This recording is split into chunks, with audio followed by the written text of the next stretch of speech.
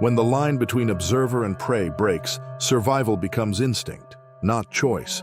From grizzlies tearing into cabins to bears charging rafts through dense fog, these encounters prove nature doesn't act at random. It waits, calculates, and strikes without mercy. Gardens, riverbanks, Arctic labs, even family gatherings, nowhere is safe when predators close in. In this video, we'll uncover 6 real moments where a single breath or step decided who lived and who didn't. It was September 22nd, 2024, along the rugged Katmai coast of the Alaska Peninsula, where fog drifted low across the water and the air carried the strong scent of spawning salmon. Ethan Wallace, a 50-year-old veteran hunting guide from Anchorage, moved slowly along the edge of a secluded fjord. He had guided expeditions in Alaska for over 2 decades and was known for his deep knowledge of bear behavior and coastal terrain. Raised in a family of subsistence hunters, Ethan spent much of his life navigating remote forests, icy rivers, and glacial inlets. He understood the dangers of the wilderness better than most and treated every journey with disciplined caution. He had arrived before sunrise, hiking inland from the shoreline to scout feeding grounds before leading clients in the coming days. The salmon run was at its peak, drawing coastal brown bears to the river mouths in great numbers. The region was rich with life but equally dangerous, especially during feeding season when territory disputes were common.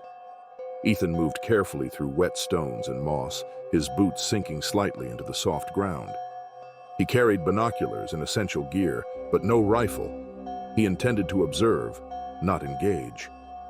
The fjord was silent except for the distant splash of fish thrashing in shallow water. Thick mist hugged the river mouth ahead, partially hiding the movement of wildlife beyond. Ethan paused behind weathered boulders streaked with sea salt. His breath formed faint clouds in the cold air as he scanned the open flats near the river's entrance. That was when he saw them. 2 massive coastal brown bears stood several yards apart at the mouth of the river, both drawn to the same salmon-rich channel where thousands of fish surged upstream. Each bear was enormous, towering in size and heavily scarred from past battles. One moved with controlled, deliberate steps, broad, slow, and powerful, its shoulders thick like boulders. The other was leaner and visibly younger, muscles shifting beneath its wet fur as it circled with tense energy. Ethan froze behind the boulder, lowering himself to avoid detection. He had seen bear confrontations before, but what unfolded next was far beyond ordinary. The younger bear lowered its head and began to circle wider, paws splashing through shallow water. The older alpha stood firm, its chest rising with deep breaths, fog swirling around its frame. The air itself felt charged, as though the entire fjord waited on the edge of eruption. Then it began. The younger bear launched forward in a sudden burst of raw speed. The older bear responded instantly, charging with staggering force.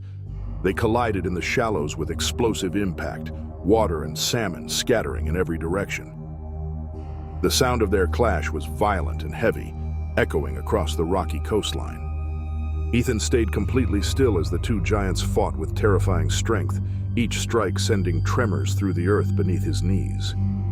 The 2 bears crashed through the river mouth with thunderous force, sending waves of icy water spraying across the stones. Their roars echoed through the fjord as they reared onto their hind legs, striking with enormous power. Claws slashed through thick fur, scattering chunks of water and salmon with each violent blow. Ethan remained low behind the boulder, barely breathing, his heartbeat pounding through his chest as the ground trembled under their weight. The younger bear moved with explosive speed, circling and striking from the side, its muscles coiled like a spring. The older bear countered with sheer strength, standing its ground with massive swipes that split the water like blades. For a moment, the younger bear managed to rake its claws across the alpha's shoulder, tearing through fur and leaving a deep, bloodied gash. The alpha reacted with a crushing bite to the younger bear's flank, jaws snapping so fiercely that the sound cracked through the fog like breaking wood. The river exploded with motion. Salmon scattered in panic, leaping frantically out of the water as streams of blood began to mix with the rushing current. Years of dominance and survival clashed in pure instinct. The younger bear fought with desperation, launching forward again and again despite the wounds across its ribs. The alpha pushed back with enormous force, each collision shaking the stones under Ethan's boots.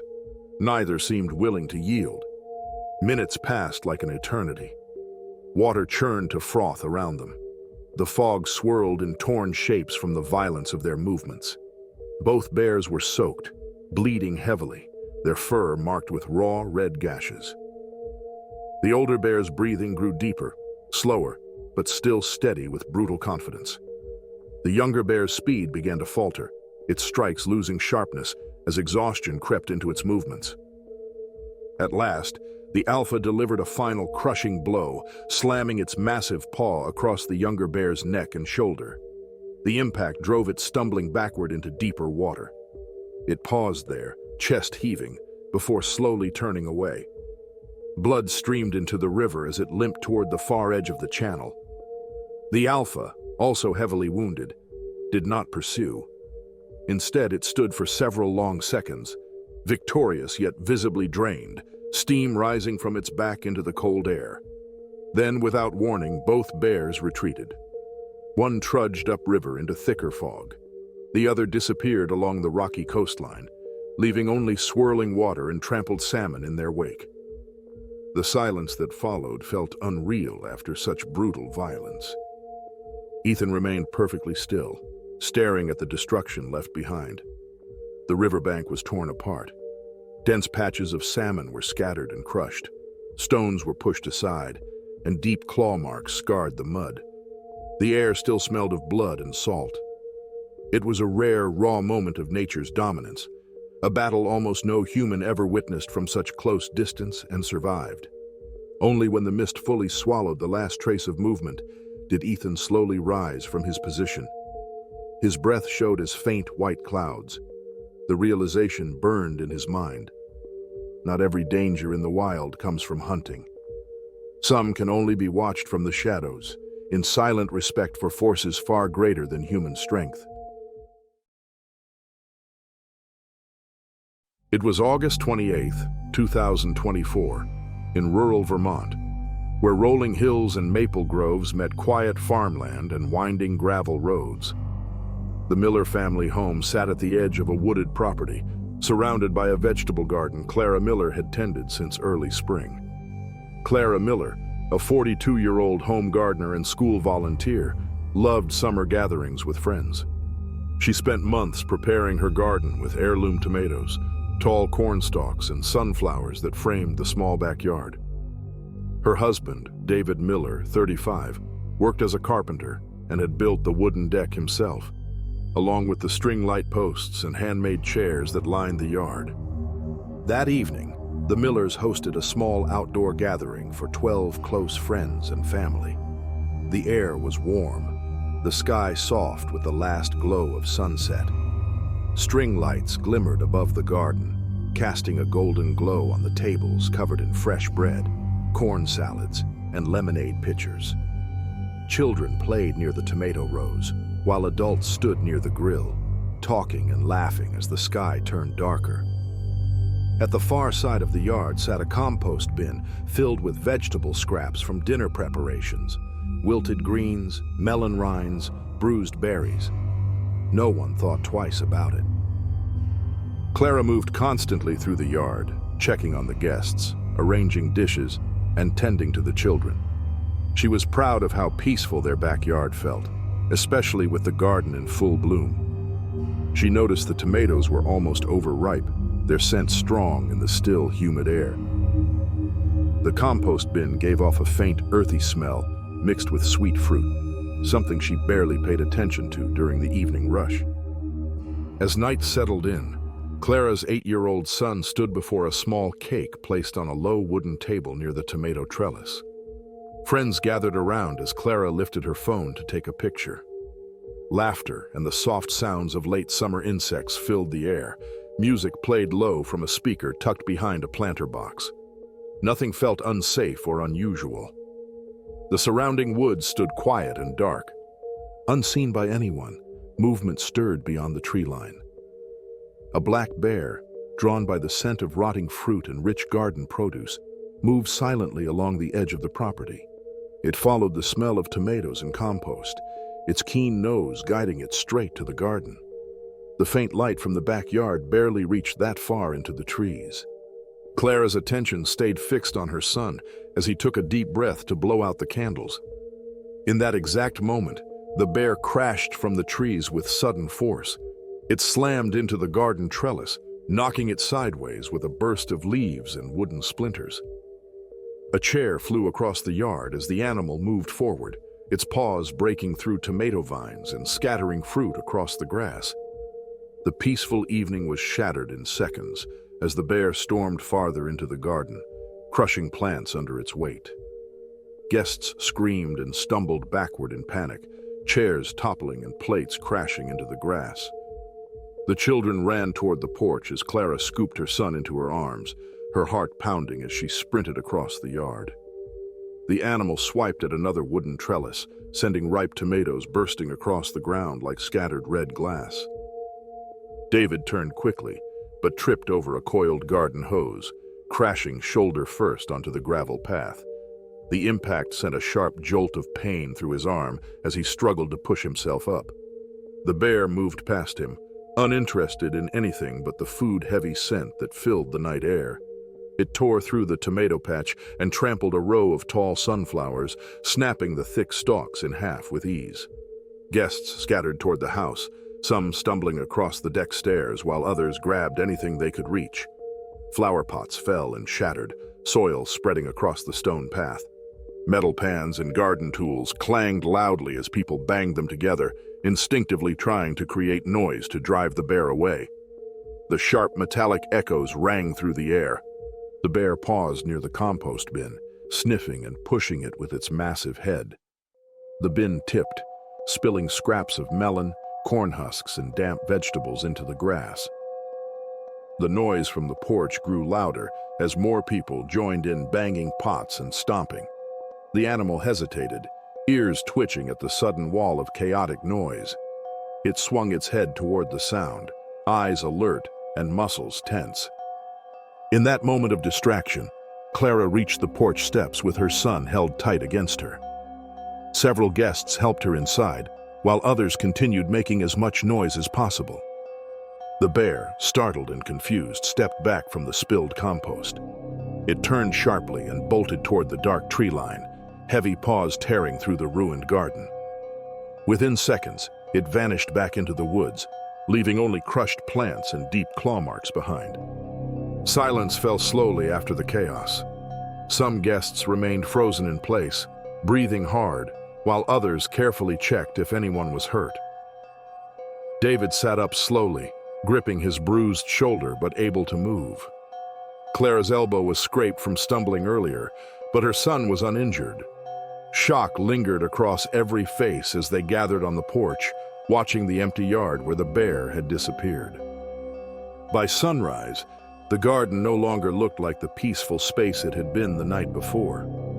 Tall corn stalks lay broken, the tomato beds flattened into the soil. The compost bin was overturned completely, and several chairs were splintered beyond repair. Fruit was crushed across the ground, mixed with torn vines and broken wood.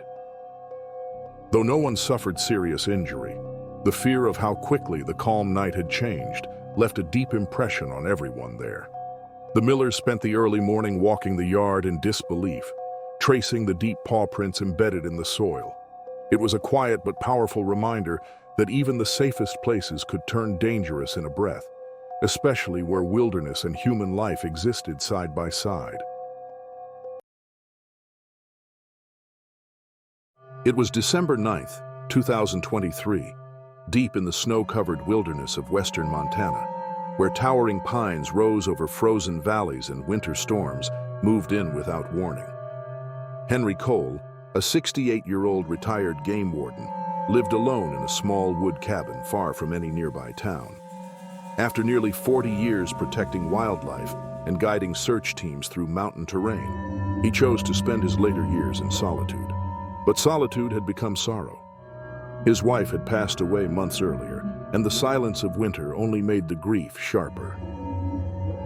He spent his days cutting firewood, maintaining the cabin, and walking the nearby trails where he used to take her every spring. Henry still followed old habits from his career. He kept tools organized, kept watch on nearby animal tracks, and always checked the perimeter before nightfall. That evening had been bitterly cold, with thick snow drifting down from the mountains. He cooked a simple meal and stepped outside to toss away scraps from dinner into a small bin beside the porch, an action he normally avoided but overlooked in tired distraction. The cold air bit at his skin as he returned inside, unaware of the scent now carried into the forest by the wind. The glow of the wood stove warmly lit the cabin. Outside, the wind rattled the window frames and blew snow across the porch steps. Henry sat near the fire, the old oak chair creaking beneath him as he ran a hand across worn photographs on the table beside him. The stillness of the night made every sound louder, the crack of wood in the fire, the whistle of wind beneath the door. He did not expect danger. The remote cabin had always felt safe. Then the peace was shattered. A sudden crash erupted from the porch, followed by the violent splintering of wood. A massive grizzly bear burst through the railing, snow and broken timber scattering in all directions. Drawn by the scent of discarded food, it charged straight toward the entrance. The door shuddered once, then burst inward as the bear forced its way inside. Henry sprang to his feet as the animal barreled forward. The bear's bulk crashed against furniture, knocking a small table aside and sending supplies across the floor. It struck the wood stove with its shoulder, tipping it partially to the side and spilling hot embers onto the cabin floor. The heat of the fire met the freezing night air in a burst of orange sparks. Henry grabbed the nearest object, a sturdy wooden chair, and tried to brace himself. But the bear swung its massive paw, the strike tearing through the air with crushing force. The impact sent Henry backward, his head striking the floor hard enough to blur his vision. He rolled instinctively beneath the long dining table, blood already trailing across the wood as the grizzly circled the room, growls shaking the cabin walls. Henry pressed his body flat against the cold wooden floor as the bear prowled the cabin interior. Its heavy paws thudded against the boards, each step shaking cups from shelves and sending embers rolling from the tilted stove. The animal's breath came in deep bursts, fogging the air as it swung its head from side to side, searching. The scent of food still lingered, trapped now within the walls. The bear's claws scraped across the wood, tearing into the cabin frame as it circled again. Henry's head throbbed where it had struck the floor, his vision dim at the edges. He could feel warm blood running down his temple and the bitter cold from the open doorway spreading into the room. His hands searched blindly along the underside of the table until his fingers brushed against his emergency kit. Inside it was a flare. With shaking hands, he fumbled it open. The bear drew closer, scraping the table legs, its massive body nearly brushing past him. In that final moment, Henry willed his arm to move. He struck the flare's cap. A burst of searing light erupted into the cabin, flooding the room with blinding red glare and spilling sparks across the floor. The bear recoiled violently, roaring as the light hit its face. Its paws slammed against the wall, splintering the wood panels. Snow blew inward from the open doorway, mixing with smoke and flickering firelight. The animal thrashed in confusion, powerful limbs striking furniture and clawing at the floorboards as it retreated. It backed toward the shattered porch, still roaring, until, at last, it turned and vanished into the storm. Silence did not return, only wind and flames. The overturned stove crackled dangerously, embers spreading slowly toward the dry floorboards. Henry crawled from under the table, his limbs heavy and unsteady. He used a blanket to smother the embers before they could spread further. The flare still hissed as it burned out on the floor, its red glow fading. His breathing was shallow. His head spun. Snow gusted across the threshold, already piling onto broken planks of wood. Henry dragged himself outside into the storm, unable to remain inside the smoke-filled cabin. The cold burned into his skin instantly. His hands were numb within seconds, and his clothes were soaked through with melting snow. He collapsed near the porch posts, his body weakening rapidly as frostbite began creeping into his fingers and face. The stars above were hidden behind heavy clouds. Wind howled through the trees. There in the snow, half conscious, he stayed through the long night, bleeding, shivering, unable to walk, but refusing to close his eyes completely. Dawn finally crept over the mountains in a faint gray light. The sound of snowmobiles approached from the forest trail. 2 rangers arrived, silhouettes against the pale horizon, rushing toward him through knee-deep snow. They found Henry barely responsive, his skin white and rigid from cold, breath faint but present. He was lifted into a thermal sled and wrapped in insulated coverings. They noted the destroyed porch, the claw marks on the doorframe, and the tangled wreckage inside the cabin. Hours later, doctors confirmed a severe concussion, frostbite on his hands and ears, and deep bruising from the impact. But he was alive. The bear was tracked and tranquilized days later, showing clear signs humans had fed it in the past. Henry recovered in quiet solitude, not angry, only changed. He returned to his cabin in spring with stronger boundaries, knowing that in the wild, grief and carelessness could invite danger faster than tooth or claw. It was October 3rd, 2020, deep in the remote pine forests of Ussuri Krai, in the Russian Far East, where the air smelled of cold earth and resin from towering Korean pine trees. The land was quiet and untouched, far from towns or roads, known for producing rich pine nuts gathered by local harvest crews every autumn. Sergei Volkov, a 40-year-old forestry worker from a nearby settlement, led a small team of 5 who had been harvesting pine cones since sunrise. Sergei had spent most of his life working in the taiga, where he was experienced in both wood cutting and nut collecting. He was strong, disciplined, and trusted by his team for his ability to stay calm under harsh conditions. The other workers, all locals from nearby mountain villages, were used to long, exhausting days in freezing temperatures. They traveled on foot carrying nets, poles, and woven baskets, spreading nets under tall pines to catch falling cones. The pine nuts they collected were valuable and often supported their families through the winter. As dusk approached, the forest turned darker, colder, and eerily still. Long shadows stretched across the forest floor, and frost began forming on fallen leaves. The group continued working as the light faded. They shook heavy branches with long poles, and cones dropped onto the nets below. The sharp smell of crushed pine nuts filled the air as hands worked quickly to gather them before nightfall. Breath rose in pale clouds. Their boots sank into soft moss and damp soil, the quiet broken only by the rustle of nets and the sound of cones rolling into baskets. They were tired but focused, trying to finish one last section before the forest turned too dark to see. What they did not realize was that the scent spreading through the cold air traveled much farther than expected. Deeper within the thick underbrush, a massive Russian grizzly bear moved silently through the trees. Forced closer to human activity after nearby logging and driven by hunger after a harsh winter, it followed the trail of food without hesitation. In the deepening shadows, its huge shape blended into the forest floor.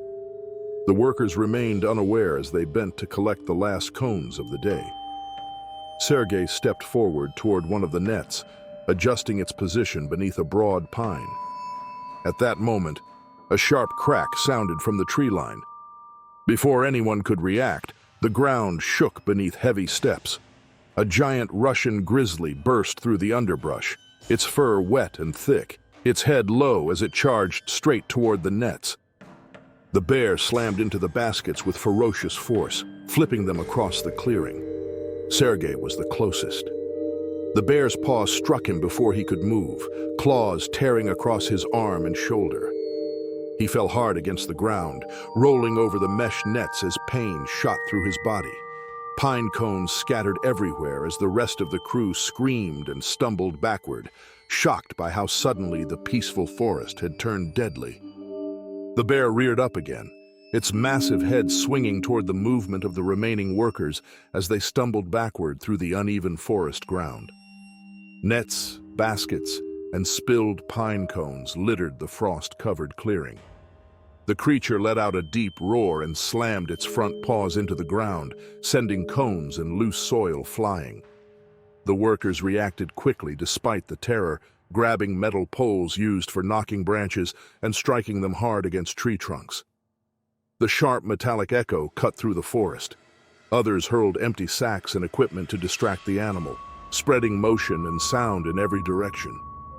For a few tense minutes, the bear continued to thrash through the clearing, swiping at nets and overturned baskets, scattering the last of the pine nuts across the ground.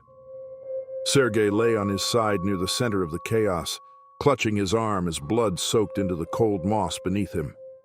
His breaths came short and uneven. The freezing evening air bit into the open wounds, worsening the shock that was already settling in. The bear shook its head, ears twitching as the noise grew louder and more frantic. Finally, after what felt like an eternity, it turned toward the shadows of the forest and disappeared into the darkness from which it came. Branches snapped and leaves rustled as its heavy form vanished into the night. Silence returned quickly, broken only by labored breathing and the distant creak of swaying pines. The workers rushed to Sergei and knelt beside him, tearing strips of cloth from spare clothing to wrap around his arm and shoulder. Blood seeped quickly through the fabric. The cold deepened with every passing minute as night fully settled over the forest. There was no road, no light, and no safe way to carry him out in the pitch-black terrain. They gathered close together beneath the trees, using spare blankets and canvas sacks to shield them from the wind. Time passed painfully slowly as the temperature dropped further. Frost formed along their sleeves. Sergei drifted in and out of consciousness, his skin growing paler. His breathing weakened steadily, and his hands grew cold despite the others' efforts to warm them. The rest of the crew sat in silence, shaken and alert, listening for any sound that might signal the bear's return. Their lanterns remained dim to avoid drawing attention, and the world beyond their small, huddled circle disappeared into darkness. Hours crawled by before the faint light of dawn began to filter through the pines. The freezing air softened slightly, but the scene remained still. When the workers finally checked Sergei again, his chest had fallen silent. Sometime during the night, the blood loss and cold had overtaken him. They sat in silence, stunned, the weight of the night settling heavily over them. When daylight finally reached the forest floor, the clearing revealed the full extent of the aftermath. Torn nets and scattered pine cones lay across the trampled ground. Paw prints dug deep into the soil. The four survivors packed what remained of their gear and began the long journey back toward the nearest outpost, moving slowly through the silent morning. They were bruised, exhausted, and shaken beyond words, each step echoing the memory of a night where nature had shown them its most unforgiving side. It was August 11th, 2018, on Kodiak Island in southern Alaska, where fog drifted low over narrow rivers that wound through thick forest and steep moss-covered banks. Daniel Hayes, a 40-year-old marine biologist from Washington, had come to Kodiak with two close friends, Lars Eklund, a 39-year-old Swedish wilderness guide, and Nathan Cole, a 43-year-old Alaskan hunting instructor. All three were experienced outdoors people, familiar with Alaska's bears and cautious in their approach. They had planned this trip for months, aiming to observe a specific dominant male Kodiak bear known to roam the river systems during late summer salmon runs. The group used lightweight inflatable rafts, drifting silently along a narrow stream that cut through unbroken wilderness. The air was heavy with cold moisture, and thick fog hugged the water's surface, rising only waist-high before fading into the dim light. The forest rose sharply on both sides, packed tightly with spruce and alder, creating blind corners where anything could appear without warning. Their rifles rested across their laps, not for sport but for safety, fully aware that this was the territory of one of the largest predators on Earth. Daniel sat in the lead raft, camera slung across his chest, since Kodiak megafauna research was part of his work. Lars followed close behind, steadying the raft with his paddle, while Nathan stayed in the rear, keeping careful watch along the riverbank. The water was calm but dark, carrying broken branches and floating moss as the current pushed them gradually downstream. The only sounds were distant raven calls and the gentle bump of raft fabric against drifting logs. The scent of salmon lingered faintly in the air from downstream shallows where spawning fish gathered. It was a prime feeding route for large Kodiak males. The hunters stayed low, moving slowly, eyes fixed on the fog-shrouded shorelines.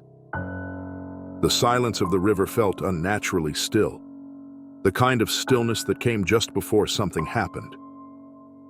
Then, without warning, the quiet broke. From the dense undergrowth less than 20 feet away, a massive Kodiak bear emerged from the brush. Its dark fur glistened with moisture, shoulders towering above the ground as it stepped onto the muddy riverbank. The animal paused, nose lifted, its powerful lungs pulling in scent from the river. The rafts were so close they could hear their slow breathing through the fog. The bear's head turned sharply toward them. In a sudden burst of force, it lunged forward, claws tearing into wet soil as it charged downhill toward the water's edge. The impact sent a wave crashing outward, smashing into the inflatable rafts and rocking all three violently off balance. Daniel leaned back too far while trying to stabilize his camera and nearly flipped straight into the water. Lars dug his boots against the floor and gripped the cooler to brace his raft as the bear's paw swiped at floating branches and the very edge of the lead raft. The wave's force pushed the rafts to the side, slamming them together as cold water splashed over the edges. Daniel struggled to keep balance, his camera nearly slipping from his grasp as the raft tilted. Nathan gripped the paddle behind him, boots sliding against the wet surface of the raft floor. The massive Kodiak bear stood just feet away, its weight pressing into the mud as it swiped again toward the river, water spraying high into the air with each powerful motion. Branches snapped under its paws as it lunged forward once more, jaws opening wide, teeth flashing through the fog. The animal's sheer size dwarfed the inflatable rafts, and for a moment it seemed certain that one wrong move would send at least one man into the freezing current. Daniel leaned too far while trying to steady himself and nearly fell out, the raft tipping so low that water surged over the edge. Lars braced his feet against the cooler, forcing his weight backward to counterbalance and keep the raft from flipping. The river churned with movement as the bear swiped at debris in the front edge of the lead raft. Its claws sliced through floating branches, shredding them instantly. The sound of splashing and heavy breathing filled the air. Every muscle in the hunters' bodies was tense, their hearts pounding as the fog swirled around them. In that moment of desperation, Nathan lifted his rifle toward the sky and fired a warning shot into the air. The sudden blast cracked like thunder through the valley, rolling far into the trees. A second shot followed from Lars's direction. The echoes collided with the fog, bouncing back in sharp waves. The bear halted, front half still in motion, its massive head snapping upward. It released a deep, low growl that vibrated across the water. For several long seconds, it stood frozen between decision and fury. The warning shots had startled it, but not fully driven it back. The hunters held still, barely breathing, knowing any sudden movement could trigger another attack. Finally, the Kodiak stepped backward, water streaming from its belly fur, eyes still locked on the rafts as it retreated slowly up the muddy bank. It vanished into the fog-covered foliage with only the sound of breaking brush to mark its exit. Silence fell over the river once more. The three men remained motionless, soaked to the skin, every nerve braced for the possibility of the bear's return. Only when the forest settled back into stillness did they allow themselves to exhale. Daniel lowered his camera, his hands shaking. Lars wiped water from his gear. Nathan shifted his footing and steadied the paddle once more. The calm that followed did not feel peaceful. The fog still pressed low, and the river gave no sign of safety. Their rafts were wet, their clothes heavy with icy water, and the scent of bear musk and churned mud lingered in the air. They did not speak. They simply pushed off the riverbank and continued drifting downstream in silence, eyes fixed on the forest walls. Hours later, back at camp, their soaked clothes were spread by the fire to dry. The inflatable rafts bore fresh cuts and claw scuffs across the edges. The men could still feel the cold reverberating through their bones. The Kodiak had not harmed them, but it had come close enough to make them understand fully that the river, the fog, and the wild of Alaska did not belong to them, even for a moment. It was January 4th, 2015, in the frozen reaches of northern Svalbard, where endless white tundra stretched beneath a pale Arctic moon. Temperatures plunged far below freezing, and the wind carried sharp ice crystals that scraped across any exposed skin. In a small research station built from reinforced wood and steel, Lars Andersen, a 47-year-old Norwegian glaciologist, continued his fourth winter season studying climate-driven changes in sea ice. His work focused on long-term melt patterns, measuring pressure ridges, and documenting shifting migration routes of Arctic predators. Calm and disciplined, Lars was known for his precision and ability to remain steady even in the most hostile environments. With him was Sophie Müller, a 35-year-old wildlife biologist from Germany. She specialized in tracking polar bear movements using remote sensors and visual observation points. Sophie was tough, quiet, and methodical, highly respected among research teams for her sharp memory and fast response in emergencies. This was her second winter in Svalbard, and she had trained alongside Arctic patrol units to prepare for dangerous encounters. The cabin they occupied sat kilometers from any settlement, accessible only by snowmobile or helicopter. The interior of the shelter was cramped yet organized. Charts, notebooks, sealed food containers, and signal equipment filled every surface. Bunk beds lined the back wall, while a heavy steel hatch served as the front entrance. Outside, layers of snow had piled against the siding over weeks of storms. Survival in this region relied entirely on routine, planning, and never letting one's guard down. That night, a storm had recently passed, leaving the world outside unnaturally quiet. The air pressure had changed, and distant cracks in the ice hummed beneath the wind. Lars sat near the instruments, logging temperature fluctuations from sensors placed along the ice floes earlier that week. Sophie organized her field tags and prepared gear for a tracking survey planned at sunrise. The air inside the cabin smelled faintly of stored dried meat and fuel, their food supplies secured in insulated storage crates along the north wall. Hours passed under the faint glow of a single lantern. Then, without warning, Lars heard a deep, unfamiliar creaking just above the roof. A slow shift in weight. Not wind, not ice collapse. Something alive. Another noise followed, a dull snap, like wood bending under force. Lars stood instantly, senses heightened. In the Arctic, experience taught that hesitation could mean death. A sudden impact shook the outer wall. The noise was brutal and heavy, followed by the low grind of immense claws against wood. Sophie froze and pressed her back into the farthest corner. Lars scanned the room, knowing exactly what he feared most had found them: scent, warmth, weight. The next blow struck harder. A panel near the rear storage buckled inward as a massive male polar bear forced its way through aged reinforcement. Frozen boards split apart. A metal case fell and burst open. Notebooks and cables were scattered across the floor as wind and snow blasted inside. And then, in one violent surge of pale fur and raw muscle, the bear was inside. The polar bear crashed fully into the cabin, its massive form shaking the structure as shelves collapsed under the force of its entry. Gear, paper, and sealed food containers were scattered across the floor. Lars stumbled back, snatching the fire extinguisher from beside the stove. The bear lunged with terrifying speed. Its paw struck Lars across the ribs, sending him crashing into the equipment racks. Metal snapped under his weight as he hit the ground. Sophie remained pressed against the corner wall, every muscle frozen in instinctive terror. The bear swung its head toward the scent of meat and movement, shoving crates aside with casual strength. Lars attempted to get back up, but the bear lunged again, knocking him flat with bone-rattling force. His body struck the floor hard and slid across loose ice and debris. The stale heat inside the cabin vanished as freezing air flooded in. Outside, the wind rose again. Snow began to sweep through the broken wall. The bear prowled inside the cramped room, its heavy breathing echoing through the cabin. Sophie stayed silent, barely daring to breathe. Minutes felt endless.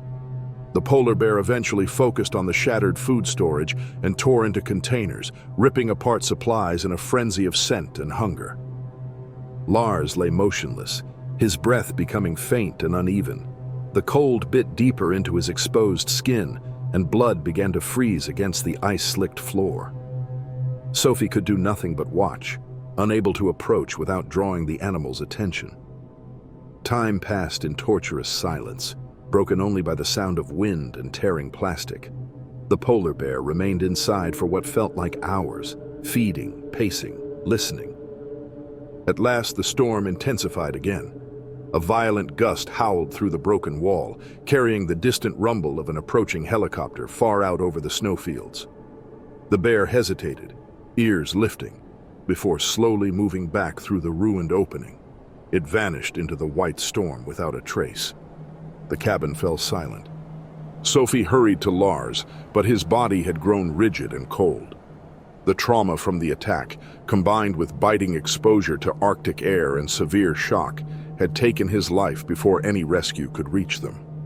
Sophie herself was weak, bruised and frostbitten, yet conscious enough to signal for evacuation. At sunrise, rescue teams reached the shattered station.